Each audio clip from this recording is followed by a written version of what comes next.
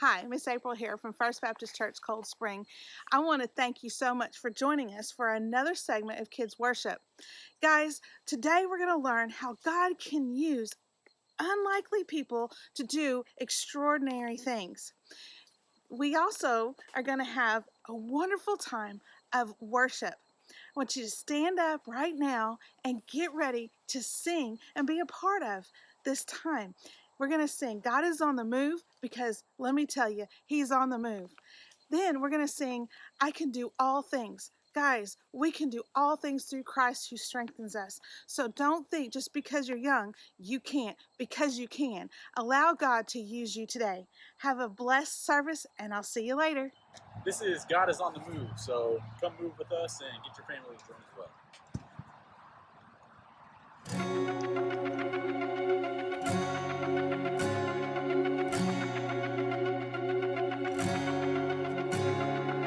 Anytime a heart turns from darkness to light, anytime temptation comes and someone stands to fight, anytime somebody lives to serve and not be served, I know God is on the move, hallelujah. God is on the move in many mighty ways. God is on the move, hallelujah. God is on the move today.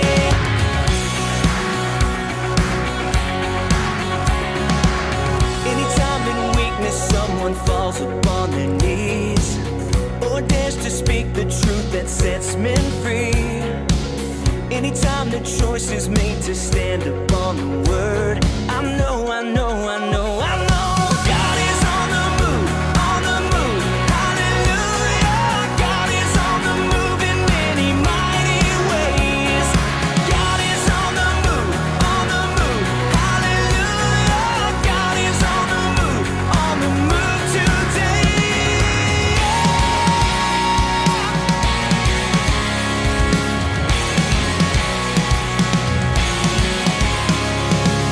I see a generation standing on the truth in each and every nation. God is on the move. Anytime the gospel stirs a searching soul, and someone says, "Send me, here I go." I know. God is on the move, hallelujah. God is on the move in many mighty ways. God is on the move, hallelujah. God is on the move today. God is on the move, hallelujah. God is on the move in many mighty ways. God is on the move, hallelujah. God is on the move today.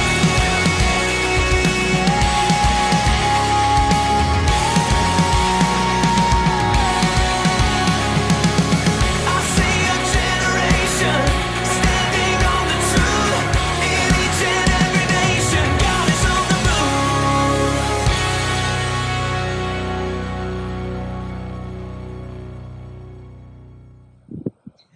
Hey, thanks for joining us. We're doing a song, I Can Do All Things. So everybody stand up, join us in our song. What'd you think?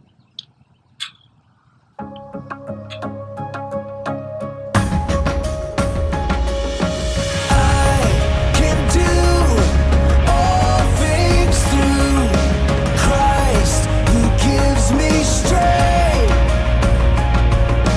I can do all things through Christ who gives me strength. When I feel alone, I know I'm not alone. God is with me, always with me. And when I am afraid, I don't have to be afraid. God is with me, always. I'm singing, I can do all things through Christ who gives me strength.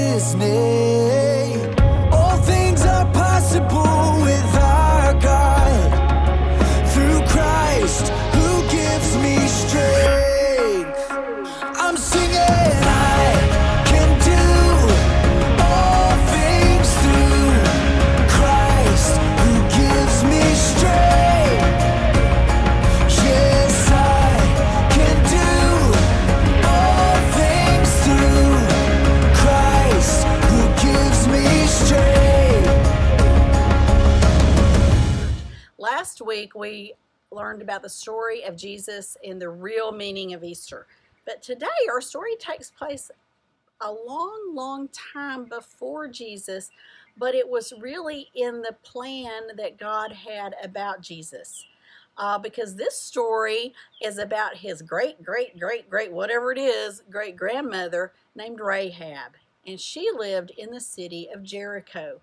She was not one of the Hebrew people. She belonged to the people of Jericho, and they did not know about the true God of Jacob and Isaac and Abraham. But the children of Israel were wandering around the desert. They had escaped the Pharaoh of Egypt. God had parted the Red Sea, and he had promised them this land to be theirs forever, and it would become the land of Israel. And he had them come in and conquer the cities and the people that lived there. And Jericho was one of those cities. So that's exactly where our story starts today. Rahab lives in Jericho, which had a massive wall all around the city in order to protect it from invaders. And this was going to be a little bit of a problem, they hoped, but not for God, because he can conquer anything and anybody. So the children of Israel under Joshua now, this is after Moses, so Joshua is in charge, and he sent 2 spies into the city of Jericho, and they came to Rahab's house to rest. And she knew who they were and what was going to happen because her wall looked out onto the land. There was a window, and she could see out over the plains, and then her door looked out into the city. So she knew what was going to happen to her city, that they were going to be conquered, and that the children of Israel were going to take it over because their God had told them to do that. So she hid them under some straw because the king of Jericho heard about it. He knew the spies were in the city somewhere, and he sent soldiers to come find them. So she put them under the straw, and she really did it on her roof. But guys, Miss Kim is not climbing on her roof this morning, so sorry about that. Okay, so she hid them under the straw, and then when the soldiers came to her door, she was like, oh no, they were here, but now they've gone. I sent them out that way to the gate, and they left, but I think they're fixing to shut the gate. You better hurry if you're going to catch them. So that's what the soldiers did, man. They took out toward the gate, and they got outside of the walls of Jericho, and they shut those gates. And so the spies are still inside the city, and the soldiers are now outside the city. So Rahab went back to the straw, and she got them out of the straw, and she brought them over to her window. And she told them, and I'm going to read it from Joshua chapter 2. These are the words of Rahab to the spies. And she said, I know that the Lord has given you the land, and that the terror of you has fallen on us, and that all the inhabitants of Jericho are faint-hearted because of you. For we have heard how the Lord dried up the water of the Red Sea for you when you came out of Egypt, and what you did to the 2 kings on the other side of the Jordan. You utterly destroyed them. And as soon as we heard these things, our hearts melted inside of us, and neither remained there any courage at all because of you. For the Lord your God, he is God in heaven and on earth beneath. Now therefore I beg you, swear to me by the Lord, since I have shown you kindness, that you also will show kindness to my father's house, and give me a true token, and spare my father, my mother, my brothers, my sisters, and all that they have. So the spies agreed to her terms. If you will help us escape the city of Jericho, when we come back with the army to conquer it, we will not harm you or anyone in your house. So that is the deal that they made. And you know, it must have been really hard for them to trust each other. The Jewish army were Rahab's enemies. And they were there to conquer her city, but they were having to trust each other. God truly uses unlikely people in unlikely situations. So that's what happened. She took them back to her window and she got a scarlet cord and she lowered them down to the outside of the wall, told them to go to the mountains and wait 3 days before they went back to the army, because the soldiers were outside of the gates. Remember, they were looking for them. So that's what happened. And they told her before they left to take the cord and to kind of wrap it up and to leave it in her window, bunched up in her window, so that when they came back, the Jewish army would know not to harm anybody inside of that house. And so that is exactly what happened. 3 days go by, they go back to Joshua. Eventually, Joshua and the army of the Hebrews came and they conquered the city of Jericho, which is another really cool story all on its own. Remember, the walls came tumbling down. But in the city, they saw that cord, that scarlet red cord, on a window, and they spared all of the people that lived in that house. And that was Rahab and her family. So God used her to save her family, but to also help the Hebrew army conquer the city of Jericho. Now, eventually, Rahab married one of the Jewish people, and they had kids, and they had kids, and they had kids, and eventually Jesus is born. And as in God's plan that we saw last week on Easter, if you believe in him, he will save you. He came to save everybody. So God even used their enemies to help them. And Rahab knew right away, immediately, she believed on the Lord because of his strength and his power, and knew that he was the one true God. Her faith was strong. And you know what? God can use kids too. That seems a little unlikely, but it's happened. Mr. Ed here. I'm going to talk to you today about Rahab. And we're going to do an experiment. And we're going to need a straw, a Ziploc bag, some books, and a table. And what we want to do is see if this Ziploc bag, which is real flimsy, can move a book. So we're asking a lot of this bag to move this book. But we're going to take the book on the edge, put it on the edge and see if it'll move it first, that way. And I'm going to blow into here.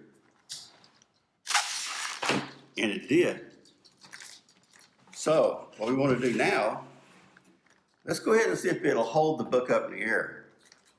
I'll go ahead and inflate this all the way. And what I want to do now is I'm going to sit one book on top of it and see if it'll hold one book. If I can balance it.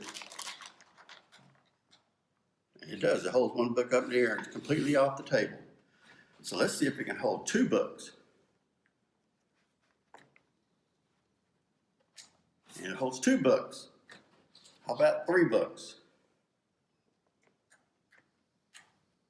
Yes, it holds three books. Oh, it probably won't hold four books. We'll try it anyway. But it does. It holds all the books up there. And the bag, the sandwich bag, is like Rahab, who let God use her. And the air that I put inside of the bag is the power of God, which with God's power we can do anything. It says in Philippians 4:13, I can do all things through God, which gives me strength. So no matter what happens in your life, God can help you through it. And he can help you do all kinds of things. There's nothing you can't do with God, without God, with God. Hey guys, I hope you enjoyed this week's segment of Kids Worship. I know I did. I love to sing and I love to dance, but most importantly, I love to learn something new about God. Guys, I know that I've got a friend. His name was Tyler Kaufman. And God used him in such a mighty way. But he used a baseball, which you wouldn't think.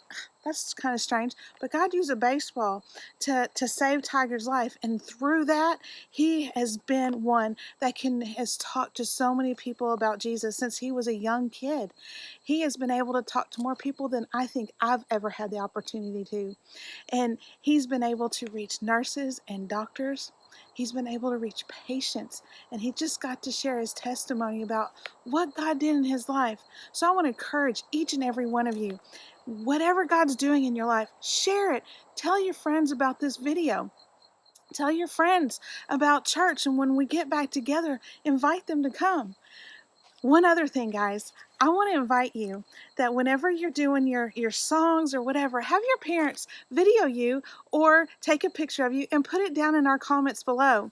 I want to shout out to Kaylee and little Matthew. I got a picture of them last week, and it was such a blessing to my heart to see you guys trying to do the songs together. What a great time. If you are in our Awana group in our First Kids ministry, we're sending out emails about different verses that you can memorize. And I want to encourage you, if you've done that, I'd love for you parents to video your kids, put it down there so we can tally that up. And next year when we get back together for Awana, we've got some awards for each one of the kids. Remember, kids, you can't read it. You have to memorize it. I know you guys are smart. I know you can do it. We love y'all from First Baptist Church Cold Spring, and I hope you have a very, very blessed weekend. I'm going to pray for you real quick. Father God, we have a group of kids that I just adore, God, and I know that you adore them so much. Help them see right now that, God, you can use them to do unlikely things, Lord, that can bring honor and glory to you. Lord, we love you, and we expect great things from you. In your precious and holy name I pray. Amen.